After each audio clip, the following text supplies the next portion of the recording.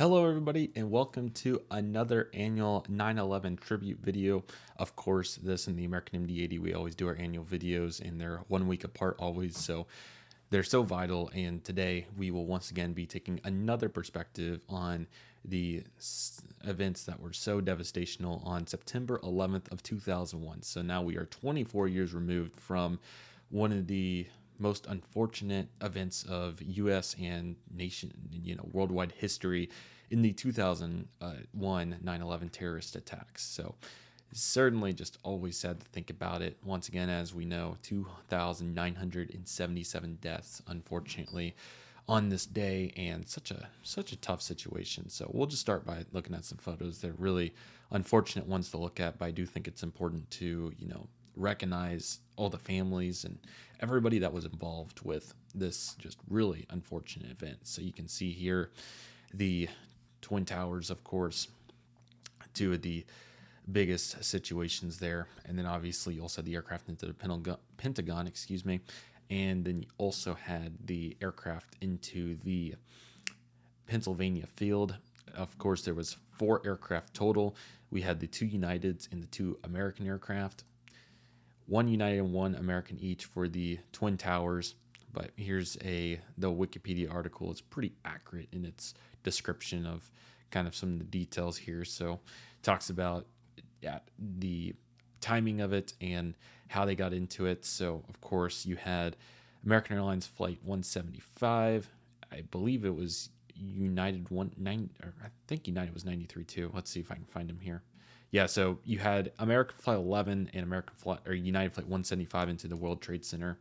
You had American Airlines Flight 77 into the Pentagon, and you had United Flight 93 into what was supposed to somehow be the U.S. Capitol building or White House, but fortunately it was unsuccessful in that way. Unfortunately, still did not result in survival, but just unbelievable to see. So let's also not forget to mention that there were somewhere between 6,000 and over 25,000 people injured from these events, and it's just crazy to think about how the world changed and the security differences that we see now in the United States and beyond.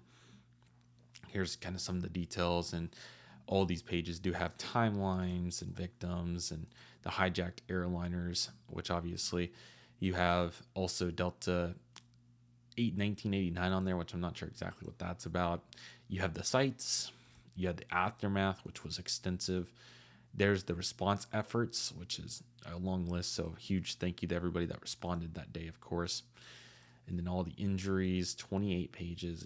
It's extensive. So, and then here's some of the details, and they talk about the motives and various planning, which is so sad just to even look at that diagram. Just think, what are they doing? It's so sad. And then additional situations to go along with that. And then, so here's the descriptions of the aircraft. So American Airlines Flight 11, or both the Boeing 767s were crashed into the towers.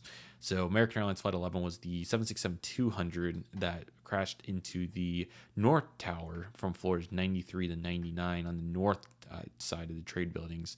So this was, the departure time was 7:59 in the morning, and the crash time was the first aircraft 8:46 a.m. And at the Tulsa airport, hopefully many other airports around the United States too, a moment of silence was held at 7:46 a.m.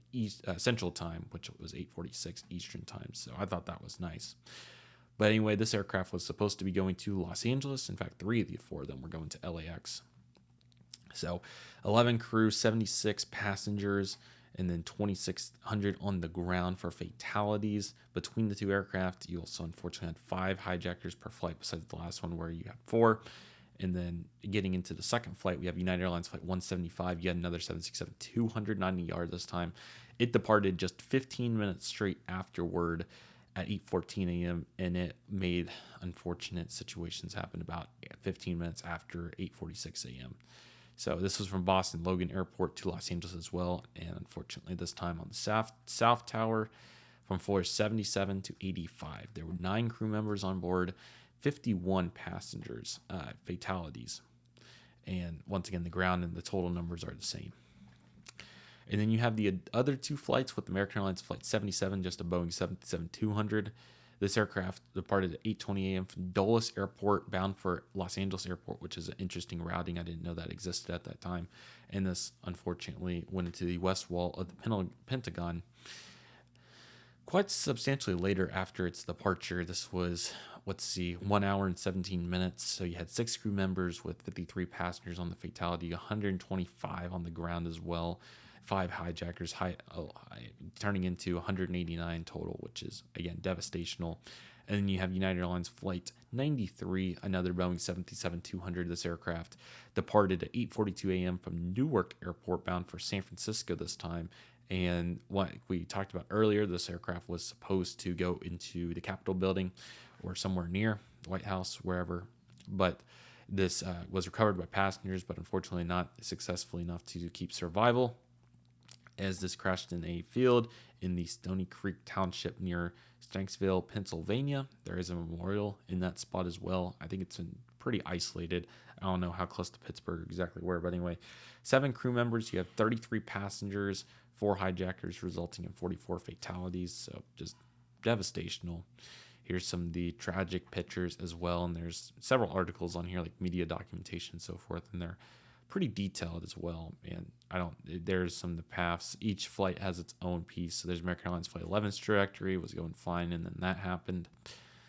Taking a look at American Airlines Flight 77, there was the path. It was going straight, and that's resulting in it longer, and then they turned it around, and so sad to think about what they did. United Airlines Flight 175, kind of a similar trajectory to the American flight as well, the first one. And United Airlines Flight 93 had a little bit of a different trajectory once they knew what was going on, of course.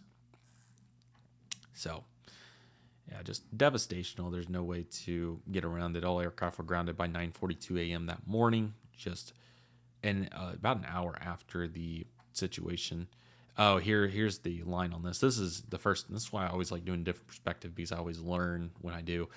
With Delta Airlines Flight 1989 was another jet that was suspected to have been hijacked. But the aircraft responded to controllers, landed safely in Cleveland.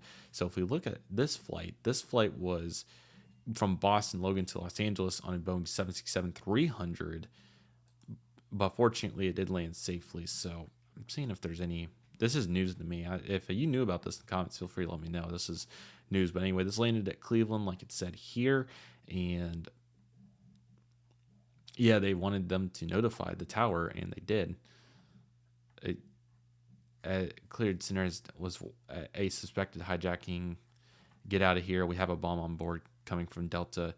The pilot denied any cockpit intrusion and stated that everyone on board was fine. Later confirmed by the transmission had come from United Flight 93, which was in the same vicinity. Very interesting. So, wow, that's news to me. So, learning quite a bit through all this. So sad, but yeah, this plane took off at 8:05 and fortunately landed safely at 9:47 and at the Cleveland Hopkins Airport. So, and then yeah, Korean Flight 85. What's going on here? So apparently it was another aircraft. This was flying from Ted Stephenson's Anchorage Airport. Was going to there from Boston, I suppose. Let's see, but landed in Whitehorse, Canada. Very interesting. So yeah, going from Seoul to JFK with a stop in Anchorage. So that is so interesting. When ordered to squawk 7500, the pilot complied despite miscommunication that would imply that he's disregarding the instruction. So interesting. I did not know about these 2 additional flights. This is really interesting. So again, feel free to let me know if you all did in the comments below. Definitely interested to hear all perspectives. And again, just feeling for all the families, all the lives on this day and everybody that was affected. So we can hope for better days ahead. We'll take it one step at a time. But thank you all for watching, and take care, everyone.